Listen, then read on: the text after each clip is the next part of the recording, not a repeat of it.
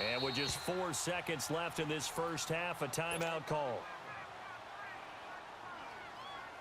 Not time enough for a play and then a timeout, you wouldn't think. So with 4 seconds left, they're going for it.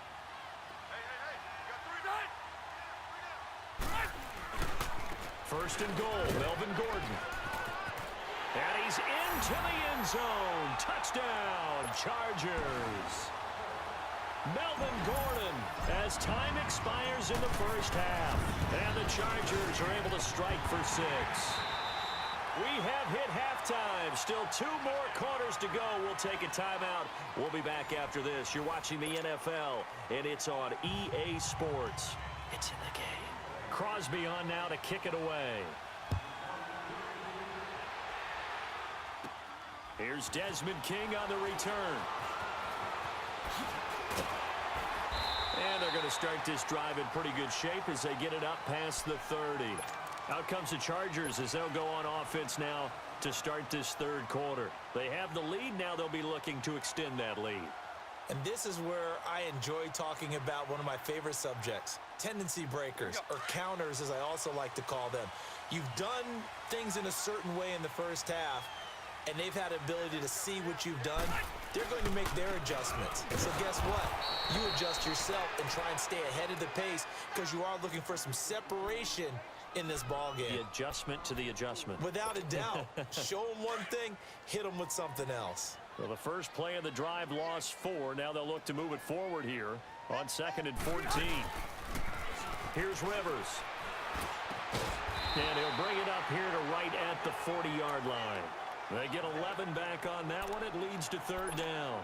So much goes into a successful play, doesn't it? How about that play action there, freezing the defense just enough to bring the tight end free downfield for the completion. And on 3rd down, a nickel formation here defensively.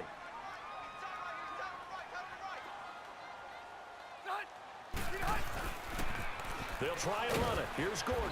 And he's taken down at the 43, but not before picking up the first. Give him 3 yards and a fresh set of downs.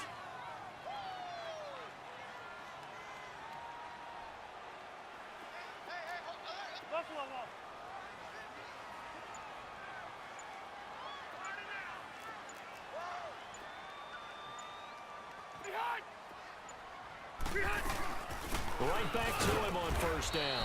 And he's going to take this one up only to about the 44-yard line. Just a yard on the 1st down carry, so it's 2nd and 9. They tried a quick hitter inside, but that one was swallowed up because what they're hoping, those big defensive linemen will take the bait and move laterally and open up a crease that they can run through. Didn't happen on that play. Throwing, Rivers. That's complete. It's Gordon. And he's able to take it across midfield before going out of bounds. A 10-yard pickup, and it's enough for a Charger 1st down. We always talk about having to read defenses and how complicated that is. Well, this was an excellent read.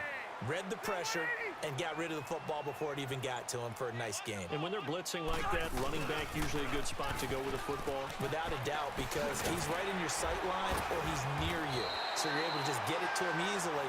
And once he gets in space, that's usually a good matchup for him. Back-to-back nice gains. That one for 14 yards and another first. So they'll come up 1st and 10 now from the 33.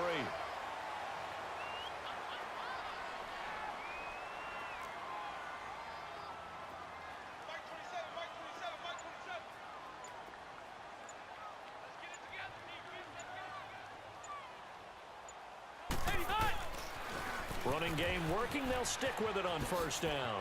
And inside the 20 before he's brought down.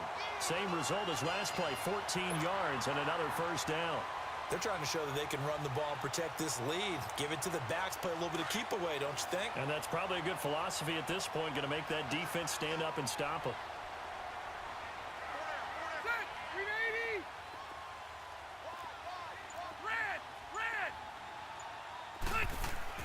From the red zone now, Rivers.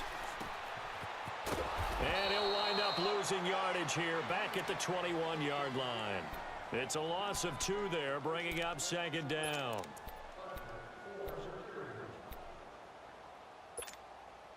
2nd and 12 after the first down pass play went backwards for 2 yards. Sit 180.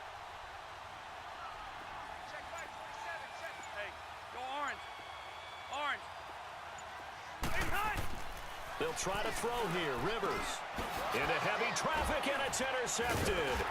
Picked off by Blake Martinez. And his guys are going to take over at the 21-yard line. Well, CD taking a peek at some of the injuries from around the league in Week 7. We did have a few. Quan Alexander on that Bucs defense went down with an injury. They'll be monitoring Sony Michel in New England. Now, remember, they already lost Jeremy Hill, Rex Burkhead out of that backfield, so a couple injuries to note. Certainly, and Quan Alexander in the middle of the Tampa Bay defense, which was already struggling. They may not get him back the rest of the season. Sony Michel, they're hoping to get him back after a few weeks. Albert Wilson in Miami has made big plays all season long, has a hip injury. That could cost him some serious time, if not the season. LaShawn McCoy, Melvin Gordon, they're hoping to get them back in the upcoming weeks. Yeah, interesting that they won without Melvin Gordon last week. That was a big win. On first down, Rodgers. And Rodgers intercepted a 3rd time. Trevor Williams with a pick. And a great return as he gets this all the way down close to the 30-yard line. You hear me laughing, partner, and I'm not laughing at the situation, but sometimes you just get yourself into a rut. It's hard to shake yourself out of it.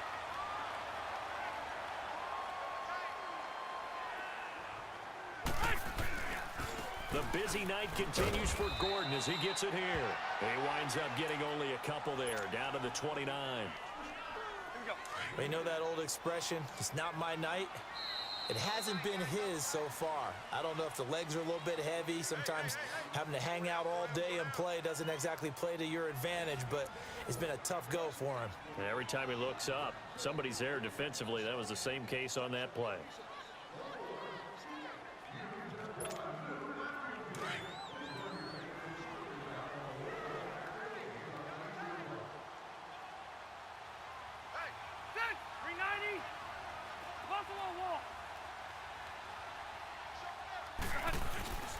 On 2nd down, they'll run with Gordon. And he will lose yardage here to the 31-yard line.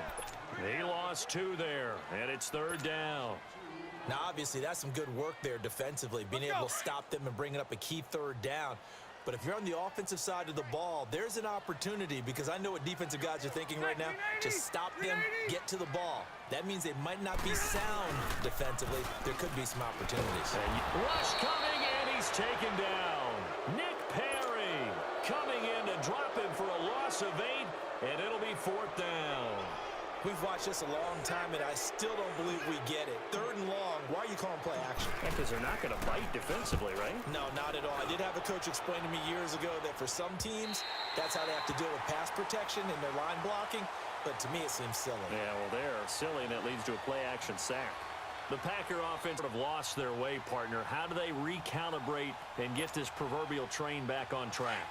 Well, this is where leadership really comes into play. How's the head coach handling it? The offensive coordinator? Sometimes they just make a joke. All right, guys, had your fun? All right. Throw it out the window. Yeah, let's get back on track here. And sometimes that'll work just fine. I guess it's time now to lean on that leadership. They were looking for a cushion from that end zone. He gave it to him. 15 big yards. So that last play gives him a little more space now. Here's 1st and 10 at the 16-yard line. Now a 1st down carry by Jones. And that closed up quickly there as he gets it up only to about the 17. Credit him with a 1-yard gain there to make it 2nd and 9. This is what happens sometimes when you abandon the running game. It's hard to get back to it because once guys get out of that mentality of firing out and hitting people, hard to get them started again occasionally. Here's Rodgers. And the Chargers rush is going to get there. Down he goes. Corey Legent coming up the middle, gets him there for a loss of about 9. Rodgers now, after the sack, he'll lead the pack up on 3rd and long.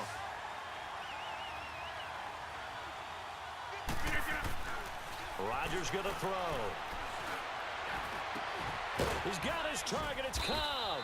And they take this up near the 30 before he's taken down. The 21 yards there as they convert on third.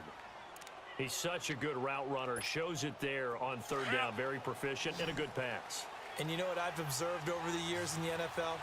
The better a route runner you are, the more confidence your guy's going to have in you to go to you in important times because he can trust you being in the right spot, and they connected there and picked up a first down. The improv on the scramble there gets him 6, and it'll be second down. Now, that was not a bad scramble there on first down. He didn't force it, nor did he throw it away. He was able to take off, and now he made it a very manageable second and short.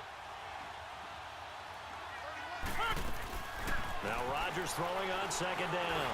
Over the middle, that's caught by Adams. And out across midfield down to the 45. That his first catch so far. They've held him under wraps, but he's got a first down there. Time for a break.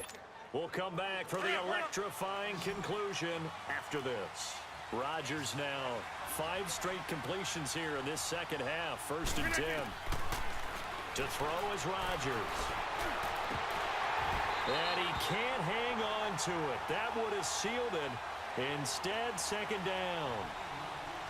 So he's unable to complete it there, and just not the game that you would expect from him. He's been off the mark really start to finish. Yeah, it makes you wonder what exactly is going on. Is he a little bit dinged up here, or is he just off just by a bit? Maybe he can get it back in this situation. He'll need to. He'll look to throw. And left side here, it's Graham. And here he'll be brought down a little shy of the 35 at the 36. They'll get 9 there as that sets him up better for third down. I tell you, it has not been his best day throwing the football. He really needs to piece something together here. All will be forgiven if he leads them into the end zone. This will be play number 8 here on the drive. It's 3rd and a yard.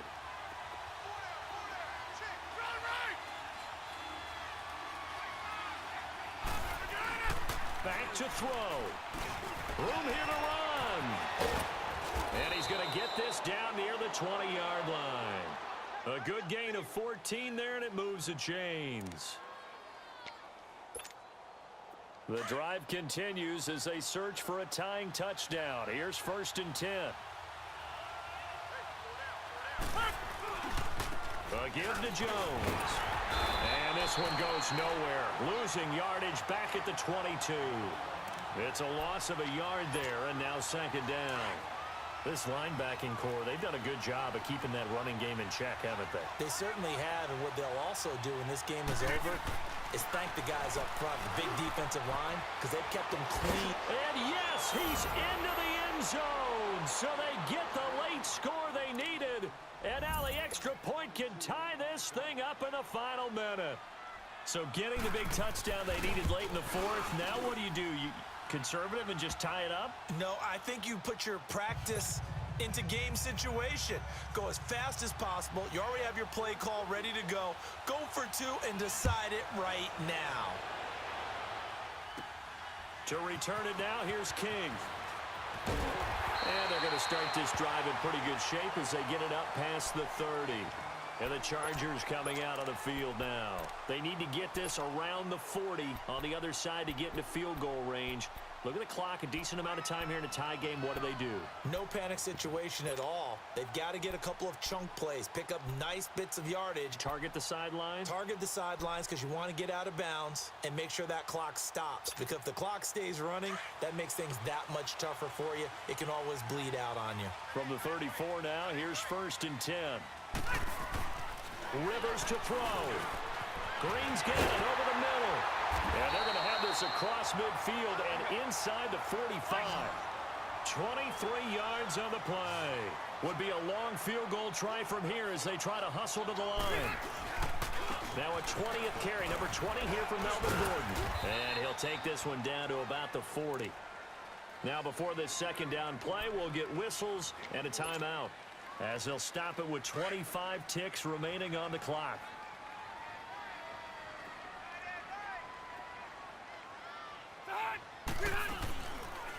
This is Gordon as they go to him again. And some room to roam now.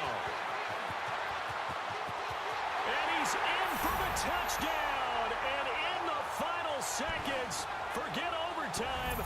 They just likely won this thing in regulation.